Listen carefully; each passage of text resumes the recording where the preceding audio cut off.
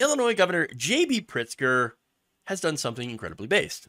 He has just signed the first anti-book ban in the country. So on Monday, earlier this week, Pritzker approved HB 2789. So basically, this bill would penalize libraries if they remove books based on somebody's personal or partisan disapproval, which is essentially the opposite of what a lot of red states have actually done. Under the new law, which takes effect in January, libraries must adopt something called the American Library Association's Bill of Rights. So again, that makes it so that if one person complains, hey, I don't like this book, well, and that doesn't mean that we have to remove it just because you don't like it. And that's basically codified. And that's great. Now, the law also states that the state library can create its own statement against book banning if it chooses to do so. Now, look, this is in response, by the way, to a lot of Republican states, a lot of red states that are going forward with book bans, but also the ALA also reported that there were 67 attempts to ban books in Illinois in 2022. So they were trying there. Now, thankfully, under this law, they can't do that anymore. That will no longer happen. Pritzker, in a statement, said, quote, "Here in Illinois, we don't hide from the truth. We embrace it. Young people shouldn't be kept from learning about the realities of our world.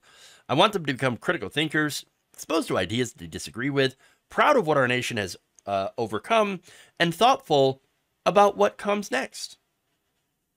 Again, based.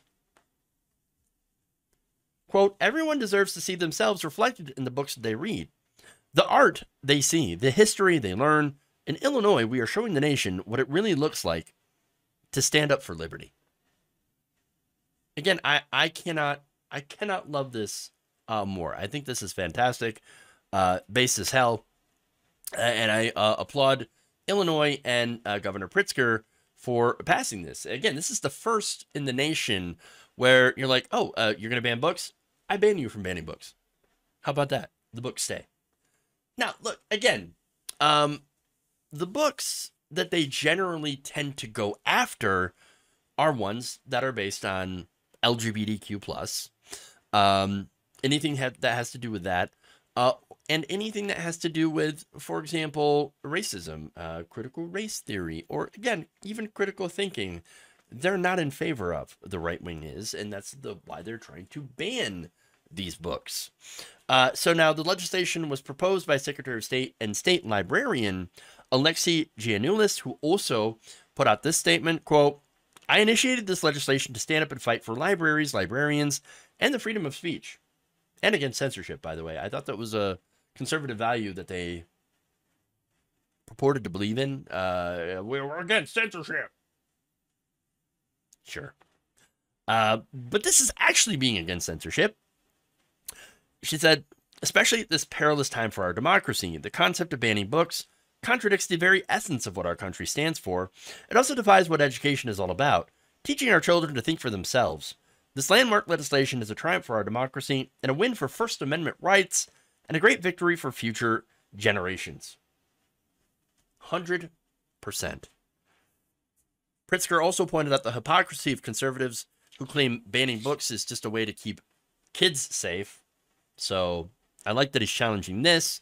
Quote, "The effort is not really to protect children like they say. The effort is to marginalize people, to make them feel unwanted and unaccepted in their communities. So we wanted to fight back and make sure no one is left out and that their histories are on the shelves."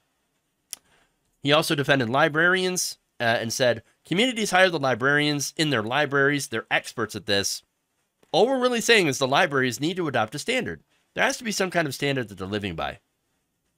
Yeah, and I think we all agree. Okay? They're experts in their field. They know what is and is not age appropriate. And so let them make the decisions. Don't let some weirdo right-wing bureaucrat who watched Matt Walsh's video, make these decisions. And by the way, a lot of these people don't even read the books that they're against. They just hear it from someone else and think, "Oh no, I must protect the children," when you're not protecting children at all. In fact, a lot of the children who read some of these, again, LGBTQI plus books realize that, either they have always been LGBTQ plus themselves, or they happen to empathize with people who are in the LGBTQ community and think, oh wow, this is the stuff that they go through. Maybe we ought to be nicer to them. Maybe we ought to have some empathy for other human beings.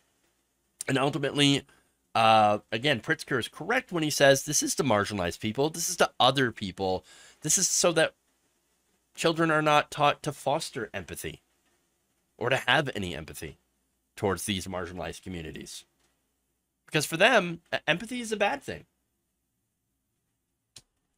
And, well, when you're not on the side of empathizing with people who are marginalized, then you might be the baddies.